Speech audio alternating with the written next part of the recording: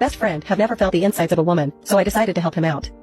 I have a guy best friend whom I've known my whole life. Throughout school life, classmates always called him a geek guy and myself geek girl, as we always hung together and did nerdy stuff but never dated each other. He was always extremely self-conscious and sensitive about the name calling. Later, when we became adults, we continued to keep in touch, but we were also busy with our own separate lives. But one day I went to visit him and he seemed miserable. He confessed that he felt lonely for a long time and never been with a girlfriend. I was like, what about me? He replied, you're different. I'm like, how? Then he said, I've never held a girl. So I held his hand. I've never felt a girl's lips. So I kissed his cheek. I've never seen a girl. I'm like, that's not true. Okay, besides the stuff I care to admit seeing on the computer and phone. So I replied, so you've never had steamy time? He said, just with Mrs. Thumb and her 4 sisters. I replied, what? He laughed, never mind. So I reached for the bottom of my top. He replied, don't be silly. What are you doing? I told him, bringing you into the real world, and I lifted up my top. And he stared at my melons for a long time. He said, Bree, I can't. I told him, it's okay. Touch them. I promised they won't explode on you.